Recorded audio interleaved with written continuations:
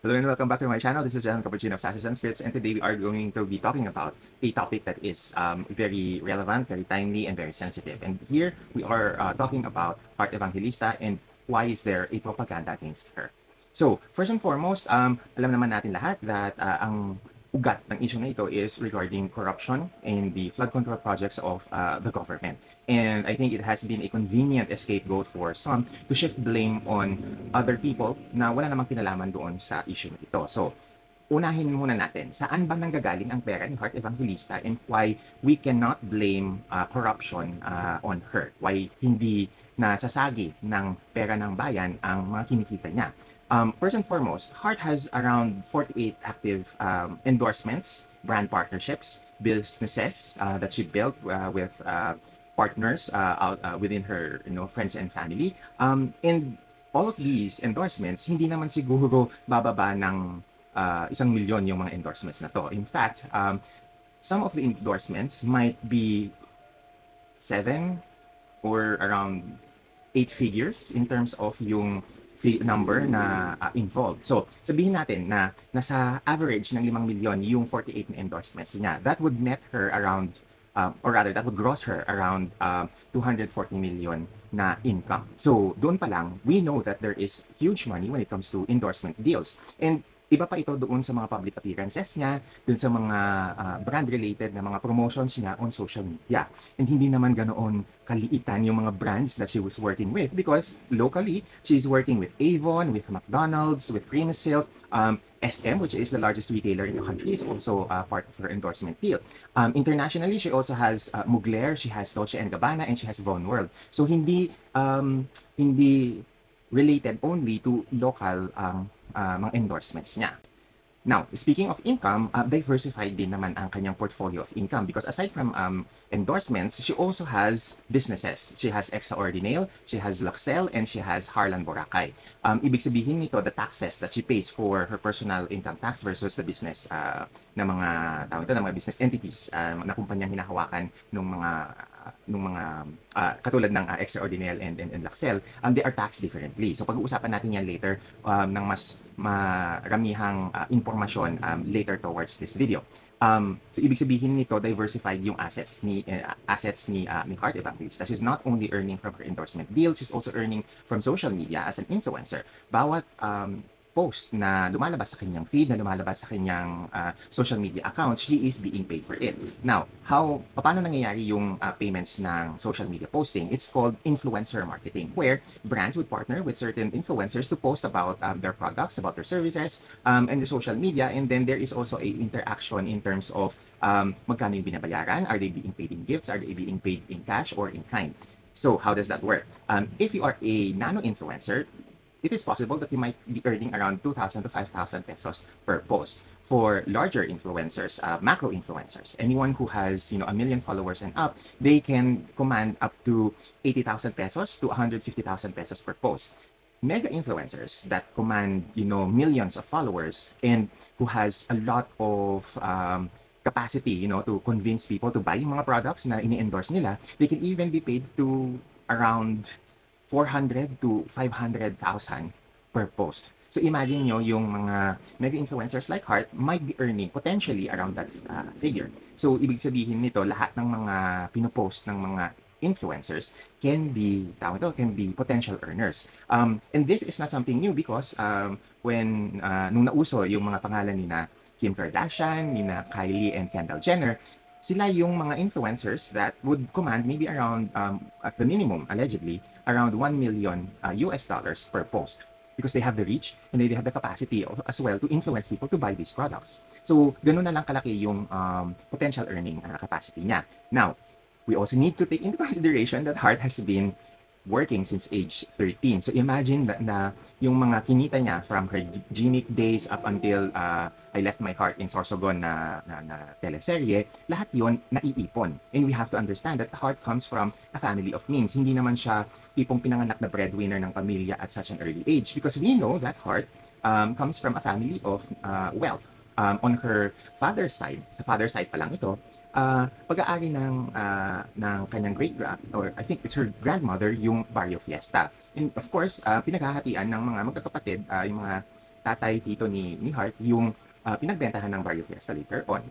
Aside from that, on her mother's side naman, sa tawag ito, sa maternal side naman niya, she comes from the Gallego clan. Her mom comes from the Gallego clan, who is a family of political and land owning means sa Camarines Sur. So when you look at Heart Evangelista, she comes from a family of generational wealth, as well as she comes from a family of business people.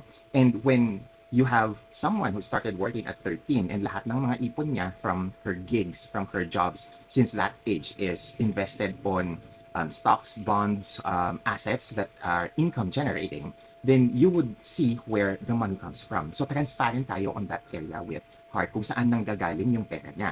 There is also a reason to believe that hindi nahahaluan ng political na machinations yung pera niya because she has an existing prenuptial agreement with her husband, Senator Chis Escudero. And this was even, joked about na it was said that it was the late Senator Miriam Defensor Santiago who said na she will even draft yung prenuptial nilang mag-asawa bago sila ikasal. And that is something that has been public knowledge ever since. What is Hart's money is her money. What is Senator Chis Escudero's money is his money. Hindi nagkakaroon ng overlap. And you can check that sa mga SALN na fina-file ni Senator Chis. And I think Heart Evangelista in terms naman doon sa tawag ito, doon sa ina-earn niya, if she's earning, for example, an estimated 240 million, possibly, at around 5 million per endorsement, asahan mong gagawa siya ng paraan na mabayaran niya yung taxes niya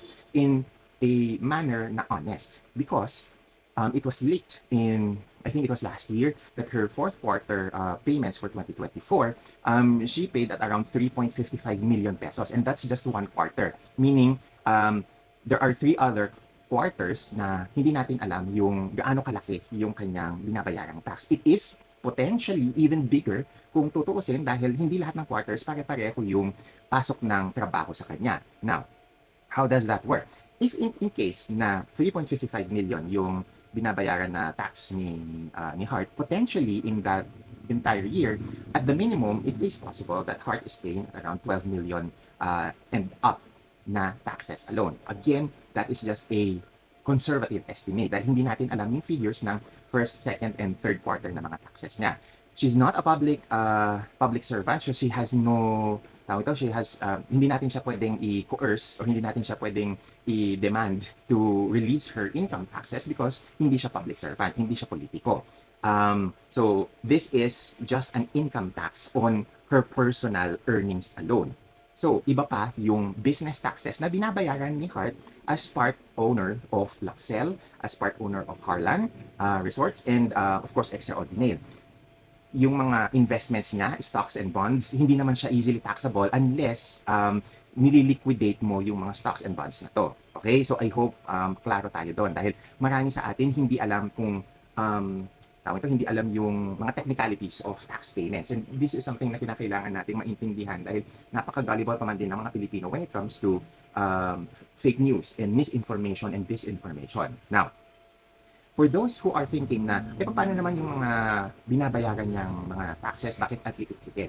We have to understand that there is what we call a source-based taxation. Meaning, kung saan mo in-earn yung pera, doon ka magbabayad ng tax. For example, if Hart is, has a public appearance or a endorsement in Singapore that is na nakuha ng mga agents niya sa Singapore for her, doon niya babayaran ang taxes niya. Now, I'm sure you're familiar with the term double taxation dahil madalas ko na siyang pinopost nito ang linggo on my social media posts. Okay? Kapag ang konsepto ng double taxation is that kapag na-tax ka na sa isang bansa na may tax treaty ang Pilipinas, hindi ka na matatax ulit dito sa Philippines. How does that work? Okay. Do you remember at around 2012, 2011, ganyan, parang hinabol ng BIR si Manny Pacquiao for unpaid taxes sa mga napanalunan niya sa US? This is the same concept. In an SPN article around 2013, it was made clear that taxes that Manny Pacquiao paid in the US for his mga bouts in Las Vegas against other boxers is already taxed, and hindi na siya pwedeng i-double tax dito sa Pilipinas because we have a tax treaty with the United States. Meaning, hindi ka na matatax ulit doon sa mga napanalunan mo, binayaran sa'yo sa ibang bansa dahil nagbayad ka na ng tax doon sa bansang yon. In essence, ang maiuwi mo na lang are remittances. Essentially, yun yung concept. Okay? So I hope we are clear with that. It's important that we make such clarification so that people are educated because karamihan ng mga tao na sumasawsaw sa issue na to, hindi alam yung mga technicalities na ito. So, income from outside the Philippines that is earned outside of the Philippines is paid on whatever country that they are earned. Tax treaty that we have with other countries, lumalabas nasa 43 or around 40 to 43 yung mga countries that we have tax treaties with. That includes Singapore, Thailand, France, Italy, the United States, and Indonesia. All countries which we know na may mga brand partnerships and public appearances si Heart. So, klaro tayo doon ha. Hindi siya natatax ulit dito sa Pilipinas because she is already taxed abroad. I know this for a fact because when I was a OFW, an expat living in Indonesia, I pay my taxes in Indonesia. Kaya hindi ako nado-double tax dito sa Pilipinas. And instead, yung pera na inuuwi ko sa Pilipinas becomes part of the annual remittances ng mga OFWs sa Pilipinas. In fact, we are one of the reasons why the country stays afloat because of the money, the remittance money that we OFWs bring back to the country. Now, we also have to understand that there are tax breaks and tax write-offs and tax deductible expenses. For example, if si Heart nag-donate ng isang bag that costs 1 million or 1.5 million, that is not taxed on her dahil lumalabas na contribution niya ito into a charitable cause and hindi tinatax ang mga donations. Klaro tayo dyan. Natatax write-off yung cost ng tax donations mo doon sa binabayaran mong tax. Okay? Tax deductible expenses naman are all expenses related to business operations. Anything that you pay, anything that you shell out as a business owner in order for you to operate your business, yun ay kino-considered na expense and therefore are tax deductible.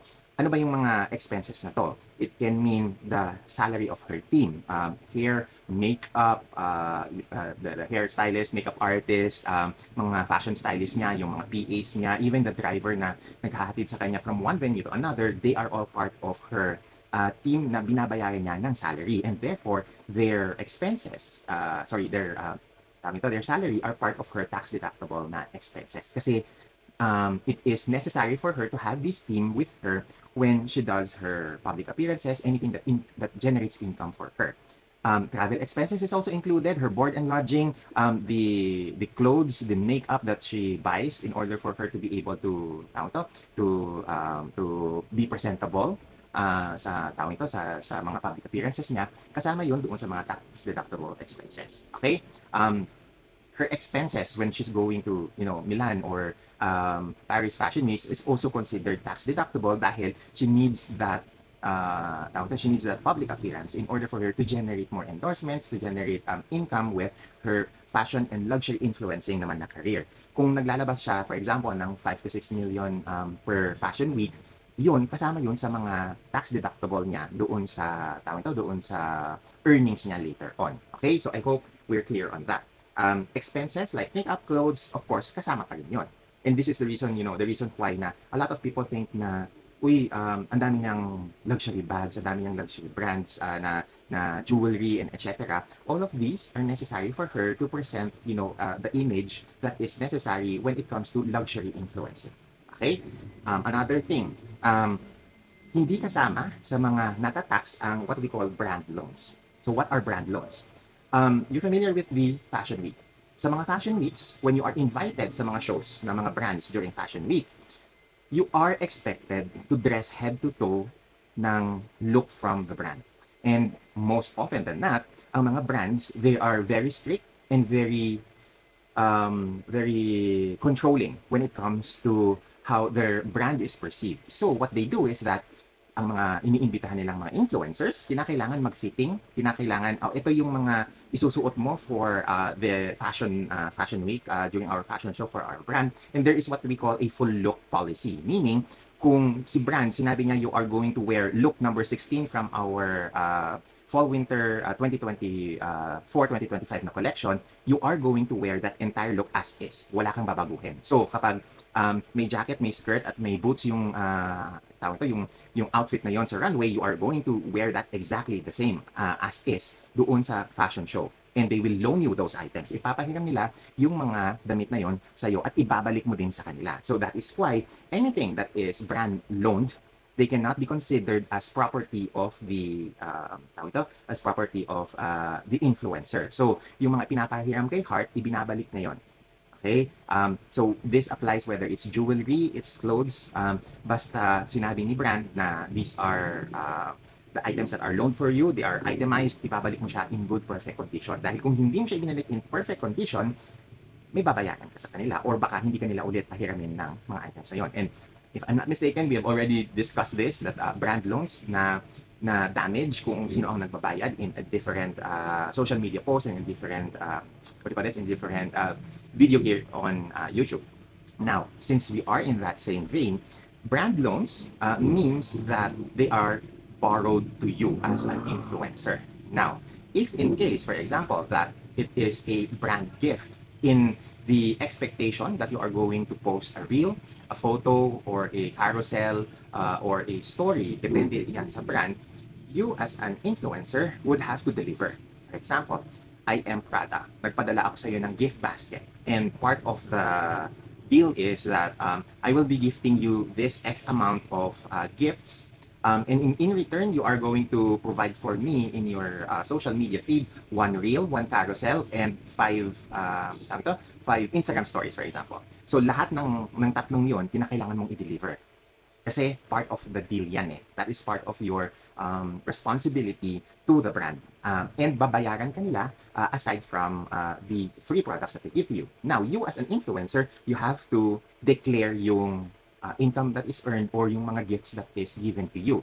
Hindi ko lang sure sa ibang influencers, but a member of Heart's team, has made kwento to us na yung mga gifted items na binibigay ni luxury brand kay Heart, dinideclare niya yon, ina-itemize niya yon, and dinideclare niya yon doon sa BIR tax filings niya. Okay, so let's now talk about why is it convenient na siya ngayon ang nasisilip.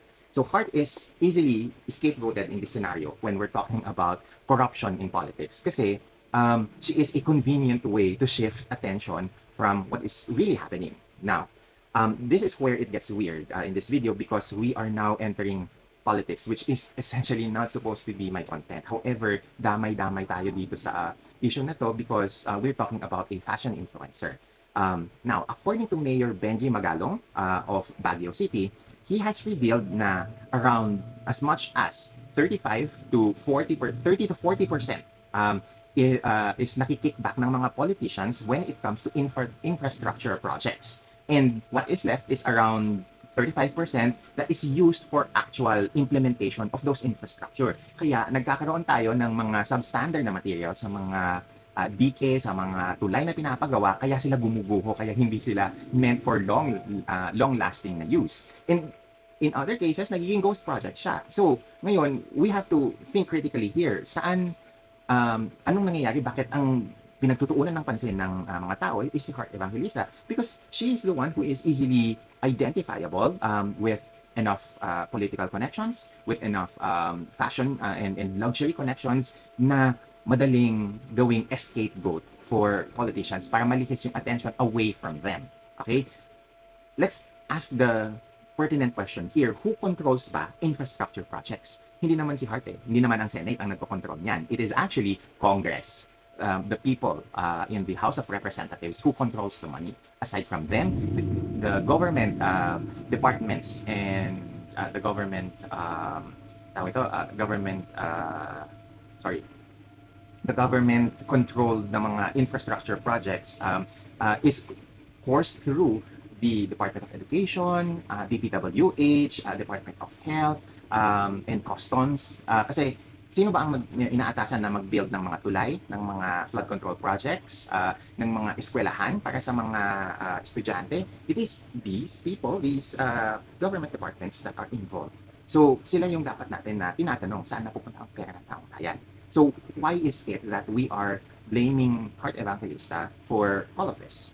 Kasi, one, she is married to Senator Chis Escudero, who is the Senate President, who could spoil others' political ambitions directly or indirectly.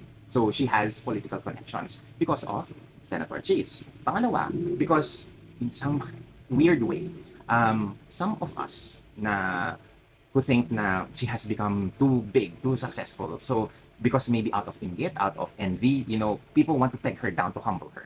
I think that's, a very real na reason why napag-iinitan siya ngayon. Pangatlo is, I think, Paris and Milan Fashion Week is approaching. It is coming this September and October, the months of fashion weeks. And perhaps in a way to, to lessen her work with luxury brands, inilalabas, inuugnay siya sa mga issues na to para hindi mabango yung pangalan niya pagdating ng Fashion Week. Okay? So, I think we have enough time to shift back the attention into saan ba talaga dapat natin pinagtutuunan yung pansin natin when it comes to corruption. It is time for us to return back the focus rather on the politicians who line their pockets with taxpayer money and ask ourselves rather that how much have they had already stolen from us and where are they hiding all of this money. This is unfair kasi that we dinadawit natin yung mga inosenteng tao on things na wala silang kinalaman. I've noted here in my notes na it is unfair to one who works hard for their money and success that they deserve, that we blame them for things that is happening around us. We voted for these politicians. So these politicians should be accountable to us when we ask them the tough questions. Where is our taxpayer money going, and why don't we see infrastructures built to serve us? Okay? Walang kinalaman sa politiko si Heart. She is a social media influencer specializing on fashion and luxury. She is an artist, she is an actress, she is a painter, but she's not a politician. In fact, the closest thing that she is able to associate herself in politics is being the Senate Spouses Foundation president, the SSFI president. And wala silang government funds na kinukuha. In fact, they generate their own income on their own. And they do charity drives, they do donations sa mga nasalanta ng mga bagyo. And you can check all of this in the SSFI na social media pages kung ano yung mga ginagawa nila para makatulong doon sa mga nasalanta ng bagyo, nasalanta ng mga kalangitan. I think the better question here is why are we focusing on Heart when our focus should be on the politics, on the politicians, on the public service that we don't necessarily get. Okay, this is a very hard question, but in light of what is going on, I think that we need to ask difficult questions. We need to ask where are our money going, okay, and not ask saan nanggagaling ang pera ni Heart because it is already well documented.